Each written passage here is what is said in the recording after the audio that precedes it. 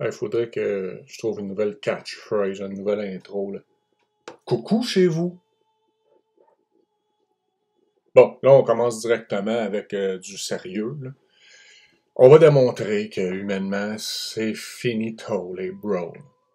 Parce qu'on le répétera jamais assez, il y en a encore qui croient qu'il y a un espoir politique, là, alors que toutes les structures ont été créées par l'ennemi afin de nous contrôler et de nous mener vers l'abattoir directement. Vous m'avez monté un bon grand bateau. Ben, vers le nouveau monde. Un nouveau monde, une toute nouvelle lumière m'inonde. Personne pour nous dire non, personne qui gronde, personne pour nous blâmer. Je connaissais pas cette merveilleuse chanson, mais là, je viens d'apprendre que l'interprète, je sais pas si on peut dire masculin, là, parce que c'est un homosexuel, mais c'est celui qui se branlait dans un parc public, là. J'aime bien me promener dans un parc. Il y en a un tout près de chez moi. J'y vais souvent. Bien entendu, tout le showbiz est monté au front, hein, pour défendre ce dépravé, la routine. Donc, constat d'infraction pour avoir posé un geste obscène, un acte indécent d'obscénité devant un policier dans un lieu public, nommément le parc Marie-Victorin, ici à Longueuil. Donc ça, c'est en septembre. Son réflexe est de mentir. Et les Français doivent le savoir. Je ne suis pas un bourré. Et ce qui m'est infligé est un scandale, madame. Mon réflexe est de mentir. Mon réflexe est de mentir parce que je suis en compagnie de mes 3 enfants dans la voiture. The fuck is that? Shit! I'm dying in this fucking country-ass fucked up town. Il y a mon fils qui est à côté et il y a mes 2 jeunes filles qui sont derrière. Mes filles peuvent pas comprendre, mais mon gars a 13 ans. Non, mais quel acteur de génie, on y croit, ces larmes-là. Le gars, je vais faire une imitation. Écoute, tu vois-tu les larmes sur ma face? Complètement une joke. Mais ça passe, hein. Et la journaliste est très insistante. Et il y a un photographe qui est là, qui me photographie comme si j'étais un criminel. Quand tu commets un acte criminel, dans l'ancien monde, on te traitait comme un criminel.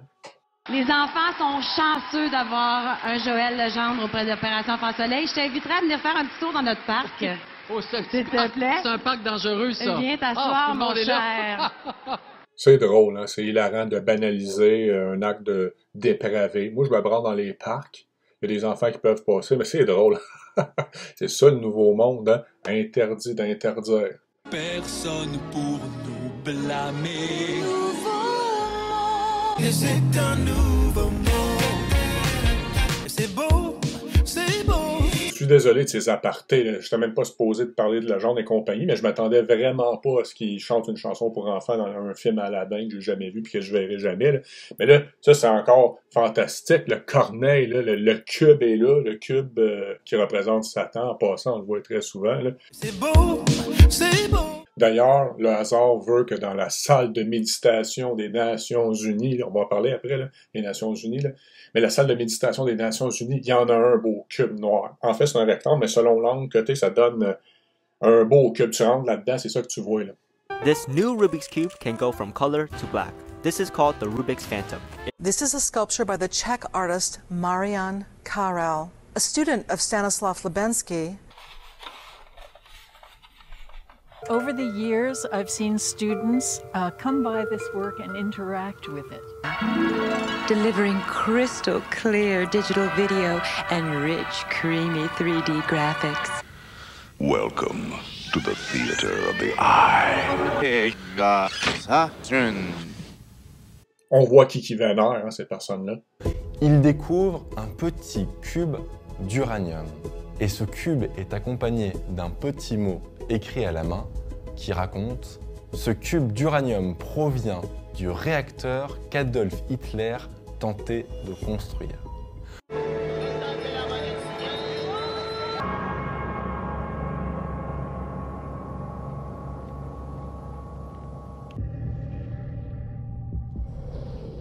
Le premier cube était un instrument de mort. À moins d'en déchiffrer le code.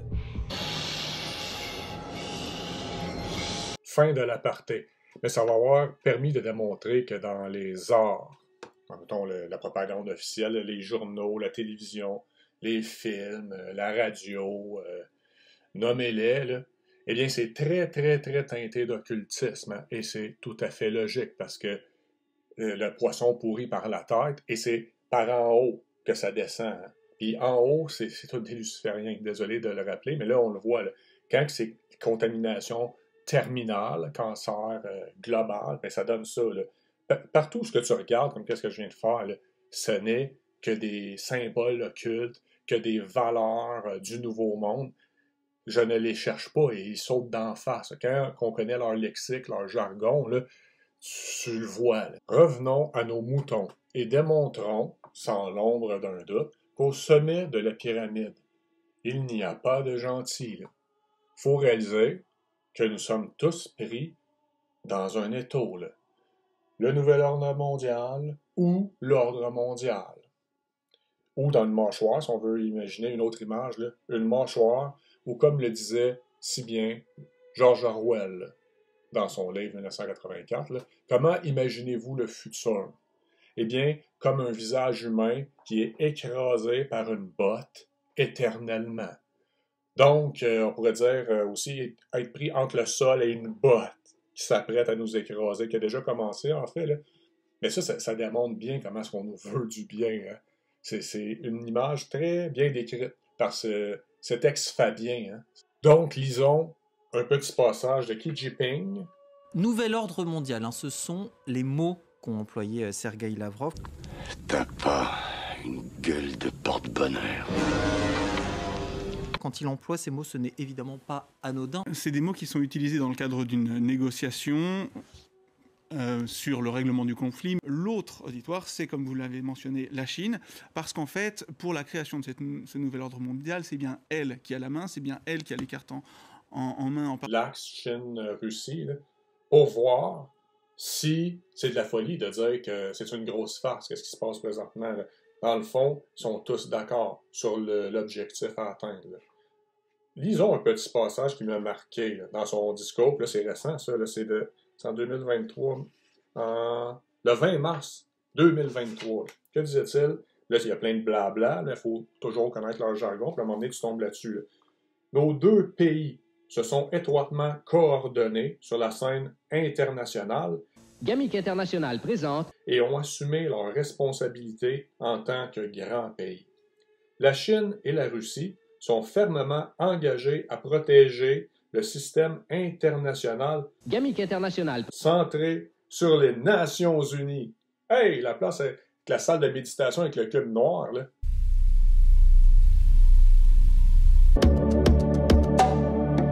Through the simplicity of this place, people with many faiths can meet here. The stone in the middle of the room, you may see it as an altar, empty not because there is no God, but because it's an altar to an unknown God, who man worships in many names and different forms. Qui oserait dire le contraire, Kevin, quand j'affirme que le XXe siècle a entièrement été mien? Tout le siècle, Kevin! Tout le siècle! Mien. Je suis en pleine ascension. Mon temps est venu. Ils sont fermement engagés à protéger le système international centré sur les Nations Unies. Mais c'est pas assez clair encore, on va continuer. L'ordre mondial. Ça m'embête un peu, ça. Pas le nouvel ordre mondial, l'ordre mondial. Ça, c'est le bon côté pour certaines personnes naïves. L'ordre mondial qui s'appuie sur le droit international. Gamic International. Ah, c'est encore un organisme mondialiste. L'ordre mondial qui s'appuie sur les droits internationaux et les règles fondamentales qui régissent les relations internationales en respectant les objectifs des principes figurant sur la Charte des Nations Unies.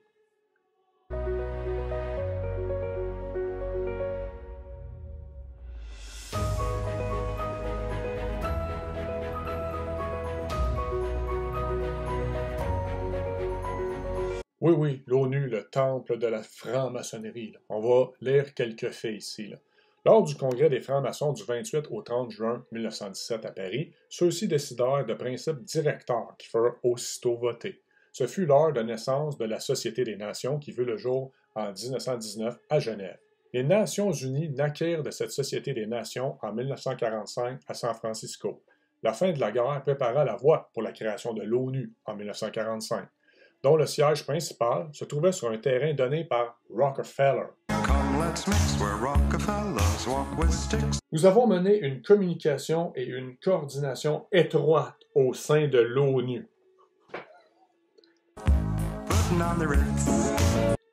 Un autre organisme mondialiste. Mais ils luttent ensemble, il ne faut pas oublier ça. Hein. Ils ne sont pas d'accord sur le partage du gâteau, mais ils sont d'accord sur le nouveau monde, disons-le ainsi. Est-ce qu'on continue longtemps? Parce que là, déjà, tout est dit. Là. Au sein de l'ONU, de l'Organisation de coopération de Shanghai, des BRICS et du G20, et d'autres mécanismes multilatéraux, et nous avons travaillé ensemble pour établir un monde multipolaire. Encore une fois, un monde multipolaire. Eux, c'est ça. Ils veulent l'ordre mondial, c'est multipolaire. Le nouvel ordre mondial, c'est unipolaire. Dans le fond, c'est la même maudite chose. Restons polis. Et une démocratisation, ça c'est un autre mot clé. What we are discussing in France, the law we are passing, and how this is a democracy. Une démocratisation des relations internationales. Gamique international. Eux, ils ont vraiment une fixette sur l'internationalisme. Nous avons activement adopté une politique multilatérale qui promeut les valeurs communes de l'humanité et avons soutenu la construction d'un nouveau type de relations internationales. Gamique international. Et d'une communauté avec un avenir partagé pour l'humanité. C'est-tu assez clair, ça, King Jinping?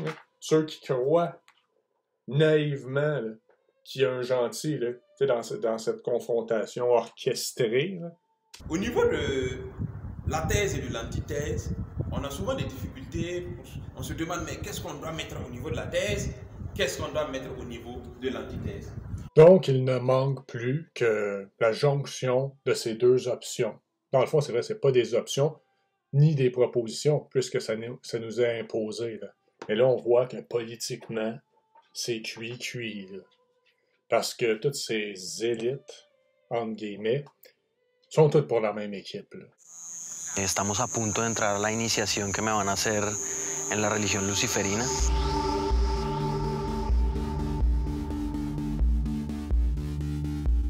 Ils font juste se chicaner sur des bébelles. Donne-moi ma bébelle, non! C'est tout. Là. La question qu'on doit se poser, qu'on devrait se poser. Là.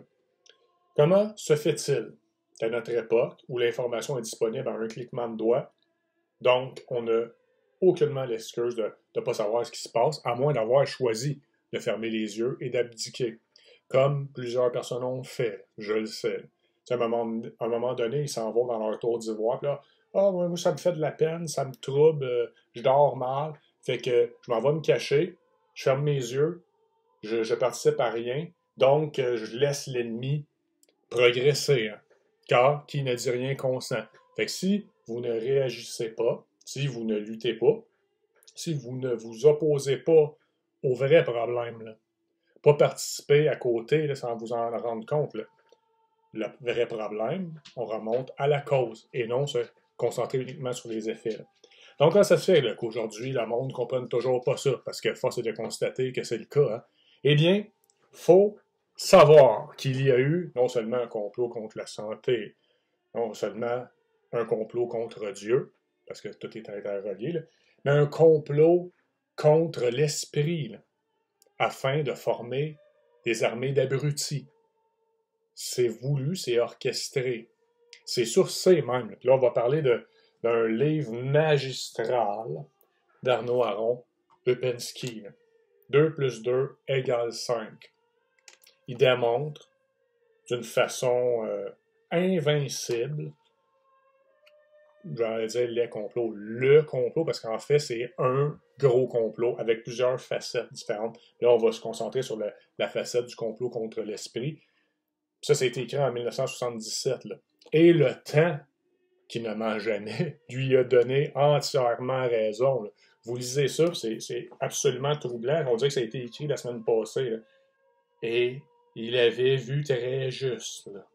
En passant, c'est un incontournable. Monsieur Upensky, je pense qu'il manque un livre de lui. Je vais l'avoir éventuellement. Là, mais s'il y a un livre que je conseille fortement. Dans le fond, ça me tente de l'imposer carrément au monde afin qu'ils comprennent, parce que c'est ça le but de lire, hein, c'est de s'armer et de comprendre vraiment, en lisant des personnes beaucoup plus intelligentes que nous, hein, parce que nous sommes sur les épaules de géants, il faut avoir l'humilité de le constater. Hein. Eh bien, en lisant ces livres-là, ça nous rend moins con. Donc, le livre « Comment vous avez tous la tête coupée ou la parole coupée ». Ça, c'est un livre à lire et relire. D'ailleurs, je vais le relire bientôt, là. Parce que c'est ça, un vrai bon livre, quand c'est bien chargé d'informations, puis très intelligent, là, eh bien, on doit le relire, hein, parce que c'est impossible de tout retenir là, dans le livre, à moins vraiment d'avoir une mémoire photographique digne de Rain Man. Mais d'ailleurs, en parlant de Rain Man, puis le complot contre la santé, là, ce qui me trouble d'avoir que le projet est très avancé, le complot contre l'esprit, tout est interrelié, c'est que les personnes aujourd'hui, là, leur propre enfant, là, c'est quoi le nombre d'autisme, l'augmentation? Je crois que le chiffre officiel, c'est 10 000% d'augmentation, je crois, là, plus ou moins, même si on était à 100%, on se rend compte qu'il y a de quoi qui ne marche pas, qui ne fonctionne pas. Là. Eh bien, toutes ces personnes-là ne se révoltent aucunement, là, parce que s'il y a un problème, il y a une cause. On devrait remonter à la cause et la détruire quand ça s'attaque à nos enfants. Me semble, de façon rationnelle et logique. Mais il faut savoir que l'ennemi, le système, pour lui, l'ennemi à abattre, ce qu'il craint le plus, c'est justement l'esprit rationnel, la raison. Car il sait très bien que quand on raisonne, on réfléchit, eh bien, on peut identifier certaines choses. C'est pour ça que ce système, ça revient toujours à ça, on va en parler, là, complot contre l'esprit. Là. Ce système veut que nous vivions dans l'instantané. Pas de réflexion, des réactions. Quand on ne fait que réagir, comme un animal d'ailleurs, là, eh bien, on va toujours se faire diriger comme une souris dans un laboratoire, dans un labyrinthe. Des petits électrochocs par-ci, par-là, et un petit peu d'infos. Eh bien, on va aller dans le sens qu'ils veulent qu'on aille. Là.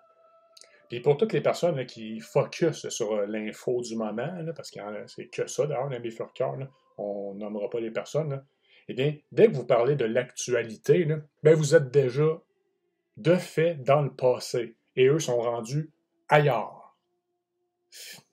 À un moment donné, il faut comprendre. C'est pour ça qu'on va lire ceci, des extraits de ceci. Désolé, une autre aparté, parce que ce livre m'a vraiment réconforté. Car j'ai tellement détesté l'école, là, vous avez absolument aucune idée comment j'ai détesté ça. Là. J'en fais encore des cauchemars là, de temps en temps. Mais maintenant, je le savais déjà, là, mais ça, avec ça, ça a plus centré, ciblé sur le pourquoi j'ai absolument, totalement détesté. Hein. Parce que c'est intéressant d'avoir détesté ce système laïque maçonnique. Là. C'était très logique de ne pas avoir cadré là, dans les cases qu'ils m'avaient placées. Là. Ça, c'est bon. Là. Puis ils ont tout essayé parce qu'ils parlent des tentatives de briser les têtes fortes là-dedans. Là. Par des humiliations devant toute la classe. J'ai goûté, moi, ça. Ils ont des mêmes physiques, là, à rentrer dans le mur par le directeur et compagnie, parce que j'étais abonné. J'ai le record de retenue là, à l'école d'Aubois, là, absolument impossible de le battre, parce que j'avais toujours 2 semaines d'avance, en plus de celle que j'avais dans la semaine. En résumé, le système a été fait pour nous dégoûter là, de l'amour, de la connaissance, afin d'être très servile avec le nouveau monde qui était déjà à l'horizon dans le temps. Parce que c'est en 1977. Moi, je suis né en 1976, donc je suis né dans toutes ces réformes-là. Je me souviens pertinemment, clairement, du breaking point là, dans ma tête, quand moi, j'avais abdiqué là, sur le champ. Puis c'est drôle, il en parle encore. Là. J'avais demandé à un prof de mathématiques, parce que lui, c'est un prof de mathématiques, entre autres. Là. J'avais dit, ouais, mais à quoi ça sert d'apprendre ça? Puis la réponse, là, c'est tellement conne. C'est pour te faire travailler le cerveau. Ça a été automatique. Moi, j'ai déconnecté, puis là, je me suis mis à dessiner dans mon livre jusqu'à temps que mon calvaire finisse. Parce que l'école, ça a été un calvaire. Là. Le système a été conçu pour ça, là, justement, vous dégoûter. Là. Vous montrer plein de choses qui serviront à rien dans votre vie, parce que l'école de l'ancien monde, là, vous donnait des outils dont vous vous serviez tous les jours jusqu'à la fin de votre vie. C'est ça le but de l'école, de te former correctement, afin que tu fonctionnes bien dans une société saine, avec des familles, tout le kit, là. Parce qu'aujourd'hui, on sait que c'est le contraire, là, le monde a été entièrement satanisé. Là. Donc, nous y voici, le complot contre l'esprit et le pourquoi aujourd'hui le monde avale de telles couleuvres. La pédagogie. La pédagogie du singe savant. Ça, c'est très important de connaître ça. La pédagogie du singe savant doit son nom à Darwin, bien qu'il faille remonter bien plus haut dans le temps pour en trouver les premières traces. Son caractère universel et l'ignorance dans laquelle on entretient le public de ces questions nous a incité à en donner ici un bref exposé. La meilleure illustration de cette pédagogie, c'est la campagne de publicité des sous-vêtements Jill. Les abris d'autobus, les couloirs du métro ont été couverts de ces affiches et les magazines ont repris la chose. Cette publicité diffuse l'idée que l'homme descendrait du singe.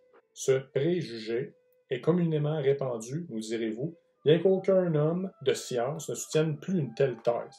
En revanche, il existe des théories affirmant qu'il y a un ancêtre commun à l'homme, au gorille et au chimpanzé, que l'on situe il y a quelques 20 millions d'années.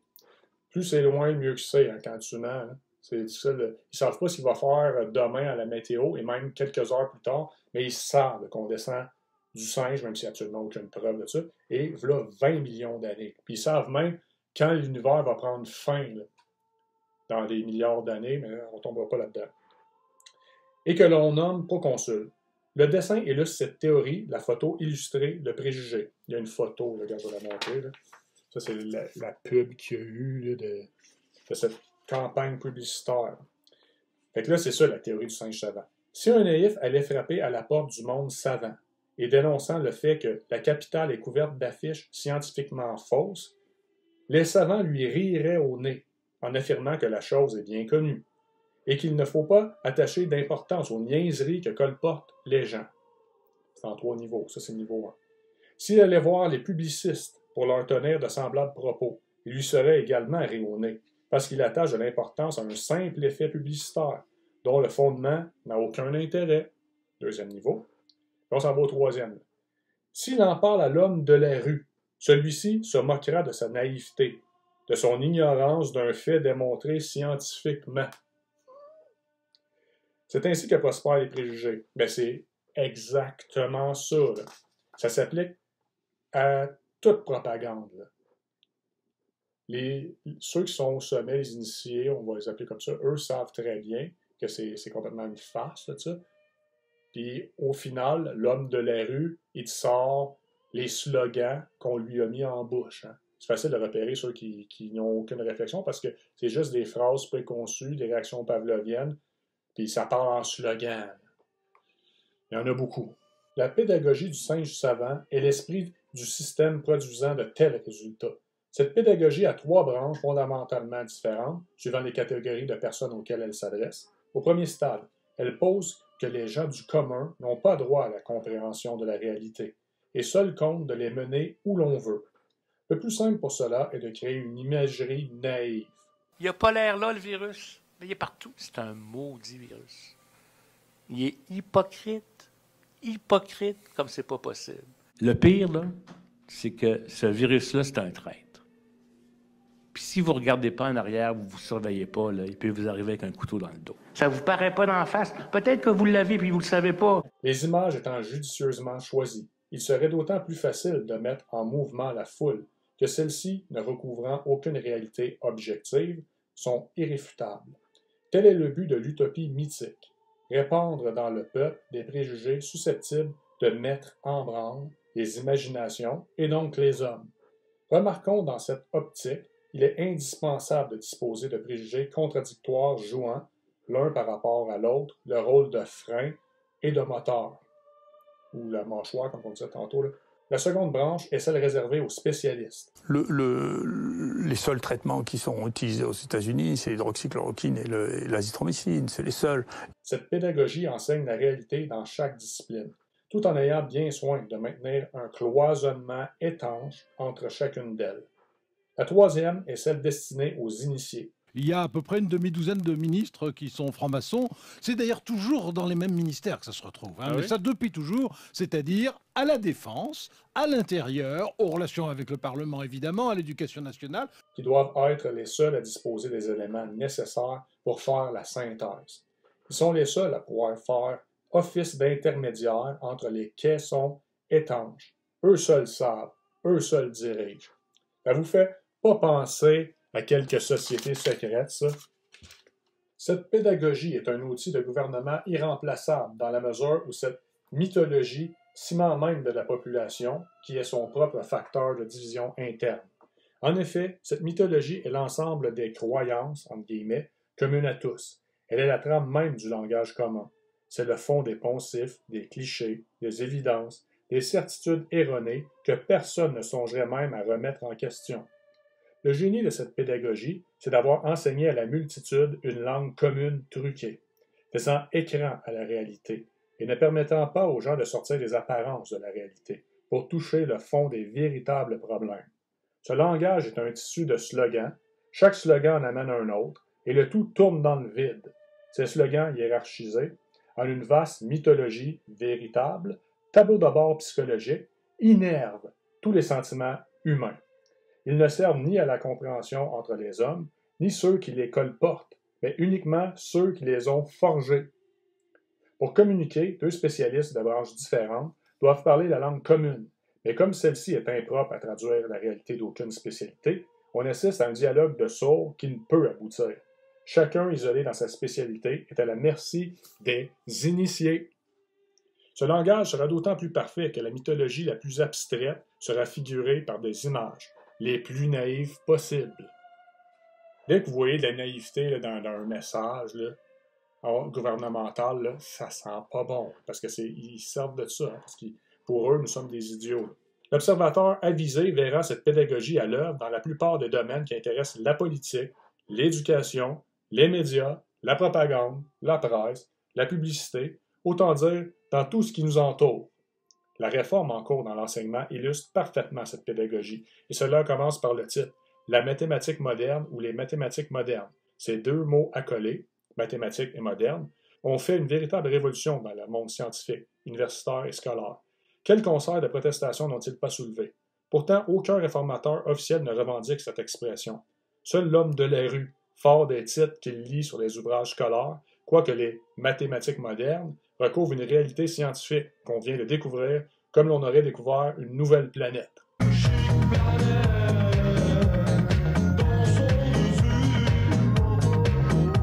Il pense en toute bonne foi qu'il y a des mathématiques traditionnelles et des mathématiques modernes, et non pas, comme l'affirment tous les savants mathématiciens et les hommes de science, une seule mathématique. Ces deux mots sont l'objet de querelles passionnées, qui par définition ne peuvent aboutir, puisque mathématiques modernes est une formule slogan évoquant le progrès, diffusée dans la langue commune pour soulever les passions, et non pas pour éclairer l'intelligence sur ce qu'elle est censée définir. Ce schéma est celui de la pédagogie du singe savant. La multitude croit que les mathématiques modernes recouvrent une réalité scientifique. Les spécialistes, eux, savent pertinemment que c'est faux et ne s'en cachent pas. On diffuse pourtant ce préjugé continuellement sans qu'il soit possible de replacer le débat sur un plan rationnel. Cette dénomination fallacieuse permet de porter la question que l'on refuse de traiter sur le terrain rationnel, sur le terrain passionnel et irrationnel de l'inconscient. Il a suffi de prononcer le mot miracle, moderne. Qu'y a-t-il d'étonnant alors à ce que ceux qui avaient des sympathies progressistes aient été d'emblée pour la réforme? Il avait suffi pour cela de donner, en plus du nom, un emballage moderne, aux mesures prises. Bien des gens sincères ont ici été abusés par cette adroite mise en scène. Maintenant, beaucoup en sont revenus, mais qui sont toujours neutralisés par le maquillage moderne, des nouveaux programmes. Comment imaginer que le moderne semblable ne soit pas véritablement moderne? Ainsi se trouve vérifier l'efficacité de la pédagogie détaillée plus haut. Elle est un outil de gouvernement exceptionnel. Il y a un passage du livre que j'ai particulièrement aimé. Il a fait des tableaux se basant sur le meilleur des mondes d'Aldous Huxley, là, cette charmante famille, là, pour dire, avec cette charte-là, là, c'est assez amusant. Tu as des points, c'est oui ou non, là, par rapport au meilleur des mondes. Là. été réalisé en 1931, oui ou non, Meilleur des mondes, si c'est le projet du Meilleur des mondes, est réalisé aujourd'hui, oui ou non, est en voie de réalisation, est contraire à l'évolution actuelle. Je vais juste lire une section de ça, puis on peut se demander si ça allait évoluer ou non. Ça, c'est en 1977. Il faut se mettre dans la tête de 1977. Quatrième condition, la mise en place d'un système d'eugénique à toute épreuve. Il s'agit de standardiser le produit humain et de faciliter ainsi la tâche des directeurs. Sommes-nous si loin que ça, aussi loin que nous pourrions le croire à première vue, de cette population sélectionnée et calibrée pour remplir des fonctions sociales préétablies? En outre, nous prédestinons et conditionnons. Nous conditionnons nos bébés sous forme d'êtres vivants socialisés, sous forme d'alpha et d'epsilon, des futurs vidangeurs ou de futurs, il était sur le point de dire futurs administrateurs mondiaux, mais se reprenant, il dit futurs directeurs d'incubation. Mais direz-vous, qu'y a-t-il de commun entre ces descriptions et notre société? L'eugénisme. Quand on prononce ce mot, tout de suite vient à l'esprit le souvenir cauchemardesque des méthodes employées à l'époque du national-socialisme. Sélection en vase clos de jeunes reproducteurs, expérience médicale sur des cobayes humains, stérilisation forcée, euthanasie. Toutes choses qui, à juste raison, ont suscité le dégoût dans nos pays de vieille civilisation, où les enfants apprenaient avec étonnement, il n'y a pas longtemps encore, que le pater familias romain avait droit de vie et de mort sur l'enfant qui venait de naître, suivant qu'il trouvait ou non à son goût. On s'étonne moins depuis quelque temps, car nous assistons au retour des méthodes analogues. Quels que soient les sentiments que ces méthodes peuvent inspirer, quelles que soient les justifications qu'on met en avant, un fait est certain. Tout un dispositif d'eugénisme est en train de se mettre en place, sous la direction des plus hautes autorités. Nous n'en sommes, il est vrai, qu'au premier stade, celui des principes et des prémices. Car pour pratiquer une politique cohérente d'eugénisme, il faut pouvoir la contrôler. Il faut donc que l'État le dirige et l'organise.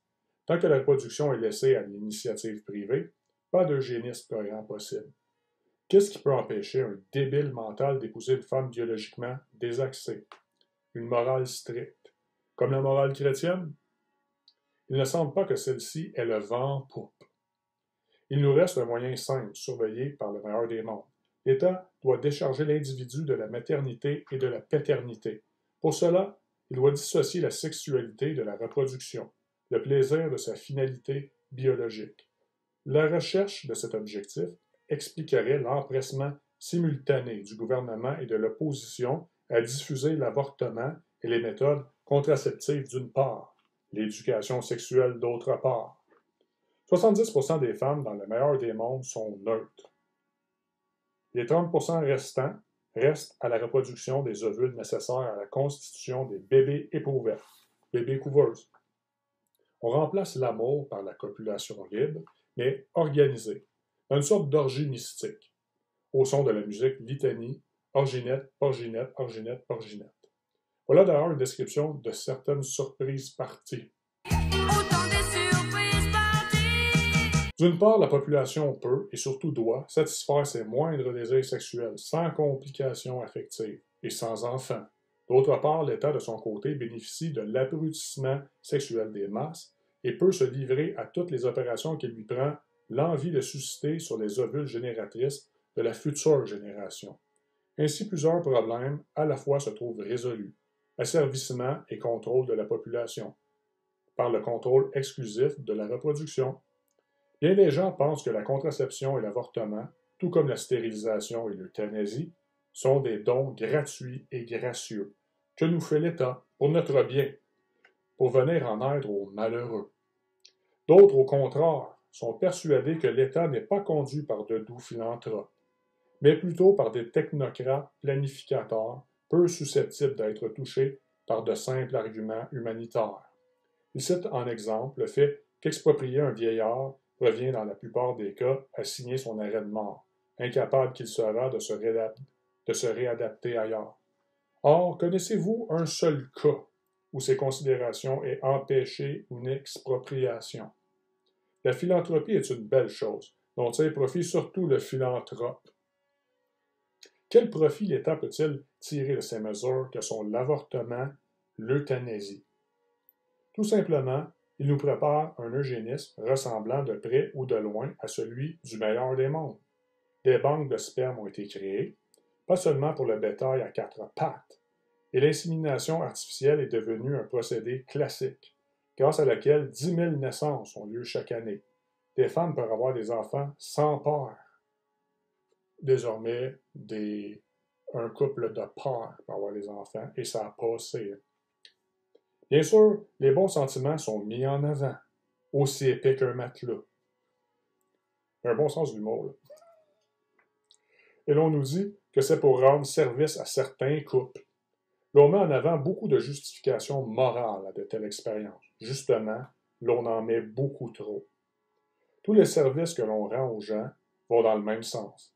Pourquoi l'adoption n'est-elle pas, elle, libéralisée quand tout se libère, même les prisons? Très bonne question, ça, hein?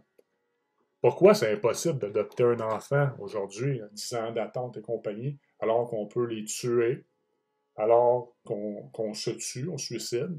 Tout est permis, mais l'adoption, c'est difficile, hein? 2 + 2 = 5, livre magistral.